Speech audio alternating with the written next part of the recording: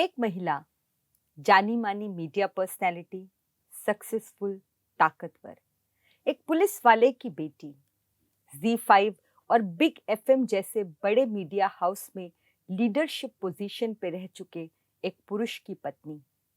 लेकिन वो भी व्हाट्सएप पर स्टॉकिंग का शिकार हो जाती है।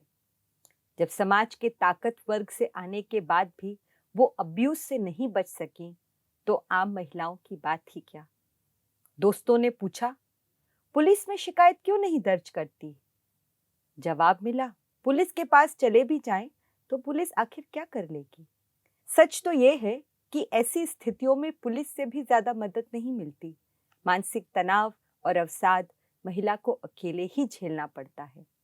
ऑनलाइन स्पेस एक ऐसा रावण है जो किसी भी महिला को अपने शिकंजे में ले सकता है।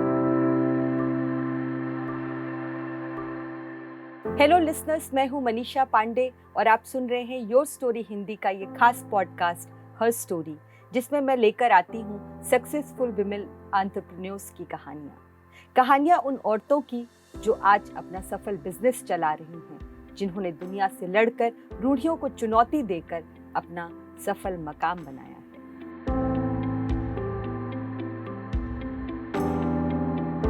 स्टॉकिंग की ये जो कहानी मैंने आपको सुनाई, वो थी मोनिशा सिंह कटियाल की। मोनिशा के साथ हुए इस वाकये के बाद असल में जन्म हुआ एक बिजनेस का, या यूं कहें कि एक ऑनलाइन स्पेस का, जो सिर्फ महिलाओं के लिए होगा। एक जगह औरतों की। हम बात कर रहे हैं एक ऐप की जिसका नाम है कोटो, और यहीं पर एंट्री होती है अपर्णा अचरेकर की। अपर्णा जो इस कोटो ऐप को मुमकिन बना रही है। मोनिशा के पति तरुण कटियाल के साथ अपर्णा इस ऐप की को फाउंडर है। कोटो सिर्फ महिलाओं के लिए होगा, महिलाओं का अपना एक सुरक्षित कोना, जहां वह खुलकर बिना डर और असुरक्षा के हर विषय पर बात कर सकती हैं, अपना ग्रुप बना सकती हैं, अपनी रुचि के दूसरे ग्रुप्स में शामिल हो सकती हैं, बात बहस संवाद कर सकती हैं, दिल खोलकर जो मन हो कह सकती हैं, हंस सकती हैं, रो सकती हैं, लड़ सकती हैं। उन्हें डर नहीं कि अपनी पहचान छिपाकर अचानक कोई मर्द नमूदार होगा और उन्हें कैरेक्टर सर्टिफिकेट देकर गायब हो जाएगा। वरना ऐसा कहाँ होता है। इतनी बड़ी दुनिया में ऐसी कितनी ही जगहें हैं जहां स्त्रियां बिना किसी डर, संकोच और भय के अपनी बात कह सके। उन्हें इस बात की फिक्र न हो कि कोई उन्हें जज कर रहा है, कोई उन पर फप्तियां कस रहा है, कोई उनका मजाक उड़ा रहा है, कोई उन्हें स्टॉक कर रहा है, कोई उन्हें सिर्फ इसलिए रेप करने और एसिड डालने की धमकियां दे रहा है क्योंकि उस स्त्री की बात उसे पसंद नहीं आई। तो कैसे काम करेगा ये कोटो? ये एक Web3 टेक्नोलॉजी सपोर्ट वाला सोशल मीडिया ऐप है जो किसी भी स्मार्टफोन में बाकी ऐप्स की तरह डाउनलोड किया जा सकता है। अगस्त के अंत तक इस ऐप के लॉन्च होने की संभावना है, जो शुरू में भारत, मिडिल ईस्ट और इंडोनेशिया में लॉन्च होगा। जेंडर आइडेंटिटी को सुनिश्चित करने का यहाँ पूरा इंतजाम है। किसी भी व्यक्ति को अकाउंट बनाने से पहले विभिन्न डॉक्यूमेंट्स जैसे आधार, पासपोर्ट या ड्राइविंग लाइसेंस के जरिए ये साबित करना होगा कि वह फेक फीमेल आईडी तो नहीं। कोटो के साथ एक खास बात यह है कि इसे ब्लॉकचेन टेक्नोलॉजी के साथ भी जोड़ा गया है, जिससे यह ज्यादा सुरक्षित होगा। साथ ही यूजर्स को यहाँ हर एक एक्शन के बाद रिवॉर्ड भी मिलेगा। कोटो पूरी तरह मुफ्त है। कोई भी महिला आकर यहाँ अपना अकाउंट बना सकती है। कोई डॉक्टर महिला स्वास्थ्य से जुड़ी समस्याओं और सवालों पर बात कर सकती है। बाकी महिलाएं बिना शर्म संकोच के अपने सवाल पूछ सकती हैं। कोई अपनी कविताएं और कहानियां साझा कर सकती है, कोई अपने चित्र पोस्ट कर सकती है, कोई बिजनेस के आइडिया बता सकती है, अपनी कम्युनिटी बना सकती है, कोई गाना गा सकती है, कोई फिल्म बना सकती है, कोई पॉलिटिकल बहस कर सकती है, कोई सामाजिक बदलाव की बात कर सकती है। इसके अलावा एंटरप्रेन्योर या अपना कोई छोटा मोटा घरेलू बिजनेस कर रही महिलाएं भी यहाँ एक मार्केट प्लेस बना सकती हैं, अपने प्रोडक्ट बेच सकती हैं, अपना कंज्यूमर नेटवर्क बना सकती हैं। आप सोच रहे होंगे कि महिलाओं के लिए एक एक्सक्लूसिव स्पेस की जरूरत क्यों है? इस सवाल का जवाब इन रिपोर्ट्स और आंकड़ों में है। प्लान इंटरनेशनल की साल 2020 की रिपोर्ट कहती है कि पूरी दुनिया में 60% लड़कियां और महिलाएं ऑनलाइन अब्यूज का शिकार होती हैं। इस रिपोर्ट के मुताबिक दुनिया में हर 5वीं लड़की पुरुषों की गालियों, अश्लील टिप्पणियों और अभद्र व्यवहार की वजह से सोशल मीडिया से दूरी बना लेती है। इस सूची में पहला नंबर फेसबुक का है, जहां साल 2020 में 39% लड़कियों ने अब्यूज की शिकायत की। इंस्टाग्राम पर 23%, व्हाट्सएप पर 14%, स्नैपचैट पर 10% और ट्विटर पर 9% महिलाओं ने अब्यूज की शिकायत दर्ज की।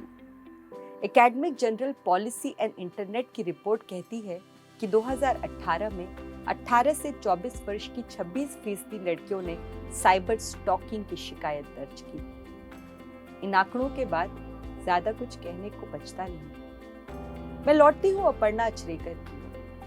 1977 में मुंबई के खार में एक उच्च मध्य वर्गीय परिवार में अपर्णा का जन्म हुआ। पढ़ाई में अव्वल थी, स्कूल में हमेशा क्लास में फर्स्ट आती।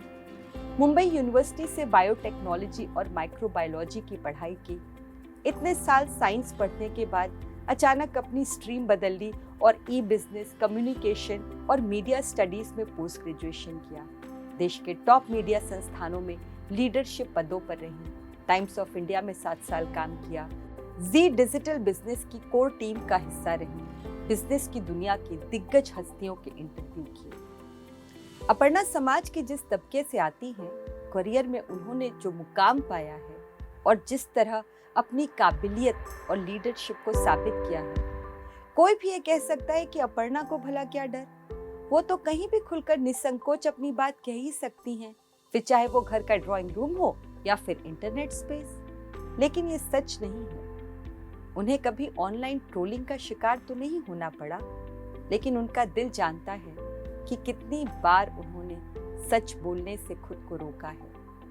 आज भी इतनी जिंदगी जीने और काम करने के बाद भी उन्हें पब्लिक स्पेस में बोलने में थोड़ा संकोच होता है। डर लगता है पता नहीं कौन इस पर कैसे रिएक्ट करेगा, क्या सोचेगा।